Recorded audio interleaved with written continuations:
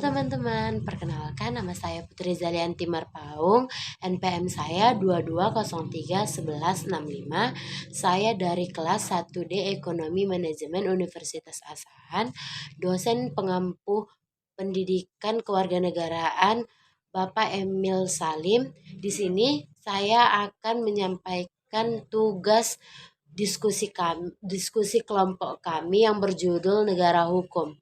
Baik, di sini saya sebagai moderator pertama menyampaikan tentang definisi negara hukum. Apa sih negara hukum? Apa sih negara hukum itu?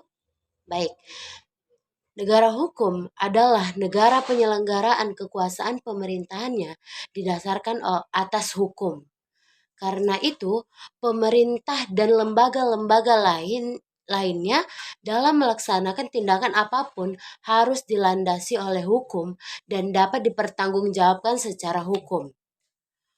Hukum sebagai dasar diwujudkannya dalam peraturan perundang-undangan yang berpuncak pada konstitusi. Dengan kata lain, berisi kesepakatan konsensus bersama atau hukum dasar negara Indonesia. Dengan demikian, di dalam negara hukum, kekuasaan negara berdasarkan atas hukum, bukan dengan kekuasaan belaka, serta pemerintahan negara berdasarkan pada konstitusi. Negara berdasarkan atas hukum, menempatkan hukum sebagai hal yang tertinggi, sebagai ada istilah supremasi hukum. Saya Tija Nur Fadila dengan NPM 22031152. Sejarah perkembangan konsep negara hukum. Negara hukum formal adalah negara yang membatasi ruang gerak dan bersifat pasif terhadap kepentingan rakyatnya. Negara tidak campur tangan secara banyak terhadap urusan dan kepentingan warga negaranya. Urusan ekonomi diserahkan pada warga negara, yang berarti warga negara dibiarkan untuk mengurus kepentingan ekonominya sendiri. Maka dengan sendirinya perekonomian negara akan sehat.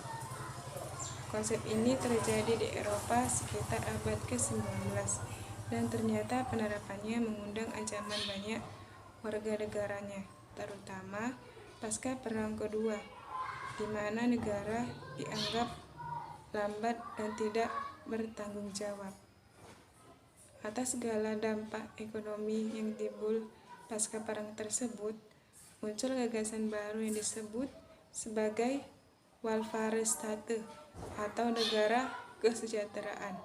Negara kesejahteraan ini disebut sebagai konsep negara hukum material. Pemerintah bisa bertindak secara lebih luas dalam urusan dan kepentingan publik jauh melebihi batas-batas yang pernah diatur dalam konsep hukum formal.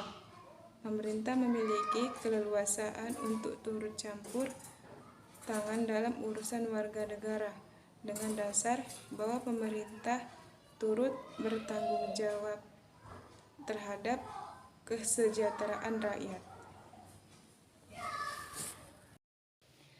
Perkenalkan, nama saya Fatma Sari dengan NPM 22031151, Prodi Manajemen Fakultas Ekonomi.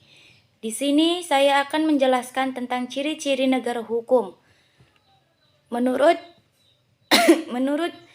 Friedrich Julius Stahl, ahli hukum Eropa kontinental, memberikan ciri-ciri, yaitu 1.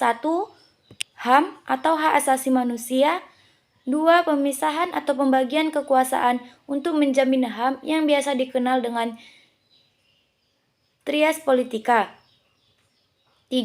Pemerintahan berdasarkan peraturan-peraturan peradilan administrasi dalam perselisihan. Menurut AFDC, ahli hukum Anglo-Saxon, memberikan ciri-cirinya, yaitu 1. Supremasi hukum. 2. Kedudukan yang sama di depan hukum. 3. Terjaminnya HAM di dalam undang-undang atau keputusan pengadilan.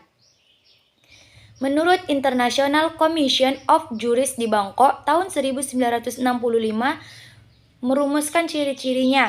Satu, perlindungan konstitusional. Dalam arti bahwa konstitusi selain daripada menjamin hak-hak individu harus menentukan pula cara prosedural untuk memperoleh perlindungan atas hak-hak yang dijamin. 2. Badan kehakiman yang bebas dan tidak memihak. Yang ketiga, kebebasan untuk menyatakan pendapat. Yang keempat, pemilihan umum yang bebas.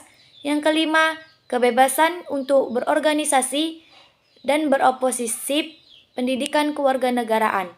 Terima kasih.